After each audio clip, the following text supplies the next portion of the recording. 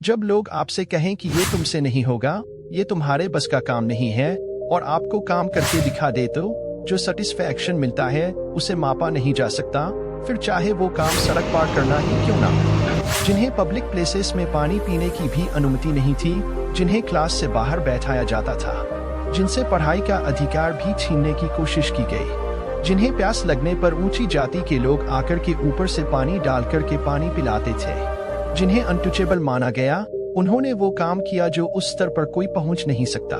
Doctor B.R. Ambedkar, doctor Bhimrao Ramji Ambedkar साहब, जो कि आगे चल करके डॉक्टर बाबा साहेब अम्बेडकर नाम से प्रसिद्ध हुए।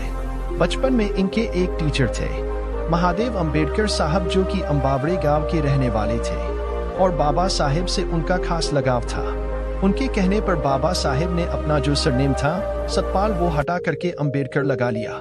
डॉक्टर बाबा साहेब अम्बेडकर पढ़ने में इतने अच्छे थे, इतनी ज्यादा उनकी रुचि थी, इतना इंटरेस्ट था कि 64 विषयों के मास्टर बने, 9 भाषाओं के जानकार थे। लंदन स्कूल ऑफ इकोनॉमिक्स से जो कोर्स 8 साल में कंप्लीट होता है, उसे 2 साल 3 महीने में उन्होंने पूरा कर लिया था, क्योंकि रोजाना 21 से 21 घंटे तक पढ़ाई करते थे।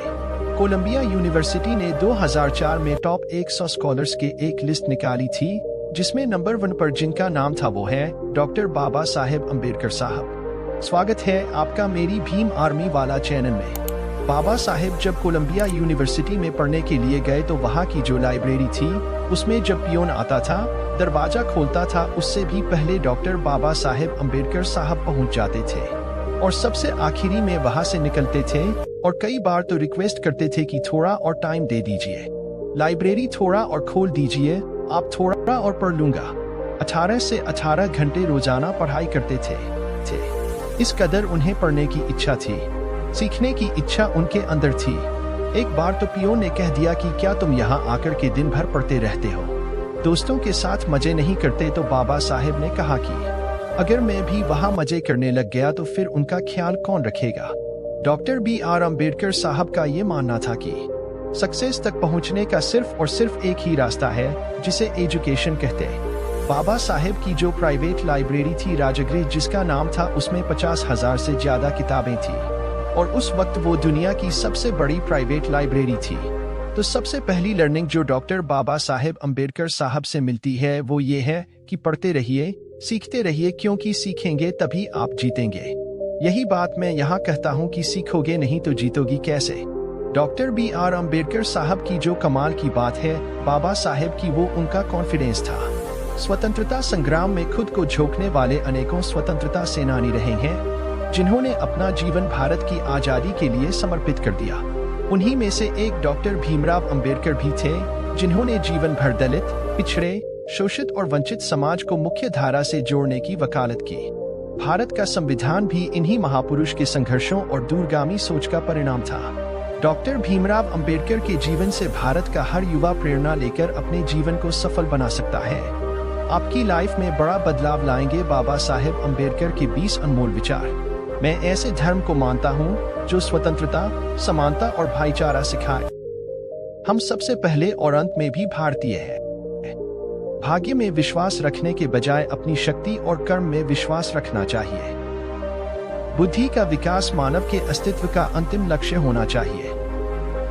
जब तक आप सामाजिक स्वतंत्रता नहीं हासिल कर लेते, कानून आपको जो भी स्वतंत्रता देता है वो आपके किसी काम की नहीं। जीवन लंबा होने की बजाय महान होना चाहिए। उदासीनता एक ऐसे किस्म की बीमारी है जो किसी को प्रभावित कर सकती है। यदि हम एक संयुक्त एकीकृत आधुनिक भारत चाहते हैं तो सभी धर्मों के शास्त्रों की संप्रभुता का अंत होना चाहिए। जो कौम अपना इतिहास तक नहीं जानती है, वे कौम कभी अपना इतिहास भी नहीं बना सकती है। यदि मुझे लगेगा कि संविधान का दुरुपयोग हो रहा है तो सबसे पहले मैं इस संविधान को ही जलाऊंगा। एक इतिहास लिखने वाला इतिहासकार सटीक, निष्पक्ष और ईमानदार होना चाहिए। समानता एक कल्पना हो सकती है, लेकिन फिर भी इसे एक गवर्निंग सिद्धांत रूप में स्वीकार करना होगा। हिंदू धर्म में विवेक, कारण और स्वतंत्र सोच के विकास के लिए कोई गुंजाइश नहीं है। एक महान आदमी एक प्रतिष्ठित आदमी से इस तरह से अलग होता है कि वह समाज का नौकर बनने को तैयार रहता है। पति पत्नी के बीच का संबंध घनिष्ठ मित्रों के संबंध के समान होना चाहिए। हर व्यक्ति जो मिल के सिद्धांत की एक देश दूसरे देश पर शासन नहीं कर सकता को दोहराता है, उसे ये भी स्वीकार करना चाहिए कि एक वर्ग दूसरे वर्ग पर शासन नहीं कर सकता। इतिहास बताता है कि जहां नैतिकता और अर्थशास्त्र के बीच संघर्ष होता है, वहां जीत हमेशा अर्थशास्त्र की होती है।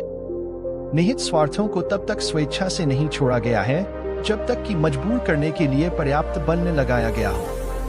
मनुष्य नश्वर है, उसी तरह विचार भी नश्वर है। एक विचार को प्रचार प्रसार की जरूरत होती है, जैसे कि एक पौधे को पानी की, नहीं तो दोनों मुरझाकर मर जाते हैं। कानून और व्यवस्था राजनीतिक शरीर की दवा है, और जब राजनीतिक शरीर बीमार पड़े तो दवा जरूर दी जानी चाहिए। समाज में अनपढ़ लोग हैं, ये हमारे समाज की समस्या नहीं है, लेकिन जब समाज के पढ़े लिखे लोग भी गलत बातों का समर्थन करने लगते हैं और गलत को सही दिखाने के लिए अपने बुद्धि का उपयोग करते हैं, यही हमारे समाज की समस्या है।